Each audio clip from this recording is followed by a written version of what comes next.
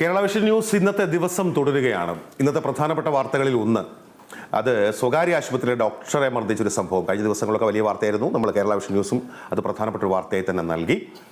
ആ സംഭവവുമായി ബന്ധപ്പെട്ട് ഇന്ന് കോഴിക്കോട്ടെ മുഴുവൻ ആശുപത്രികളിലെയും ഡോക്ടർമാർ OP ബഹിഷ്കരിക്കുന്നു എന്നുള്ള വാർത്തയാണ്. രാവിലെ 6 മണി മുതൽ വൈകിട്ട് 6 മണി വരെ OP ബഹിഷ്കരണം നടക്കുന്നു എന്നുള്ള വാർത്ത കോഴിക്കോട് നിന്ന് വരുന്നു. വാർത്തകൾ തത്സമയം യൂട്യൂബിൽ കാണാൻ, ലോകത്ത് എവിടെ നിന്നും ഞങ്ങളെ തത്സമയം കാണാൻ കേരള വിഷൻ ന്യൂസ് 24/7 ഫേസ്ബുക്കിൽ, ഇൻസ്റ്റഗ്രാമിൽ, ട്വിറ്ററിൽ ഞങ്ങളെ ഫോളോ ചെയ്യാം. Kerala vision news 24/7.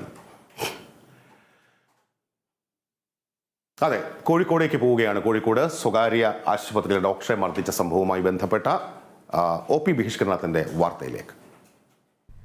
അത്യാഹിത വിഭാഗം, ലേബർ റൂം എന്നിവയെ ബഹിഷ്കരണത്തിൽ നിന്നും ഒഴിവാക്കിയിട്ടുണ്ട്.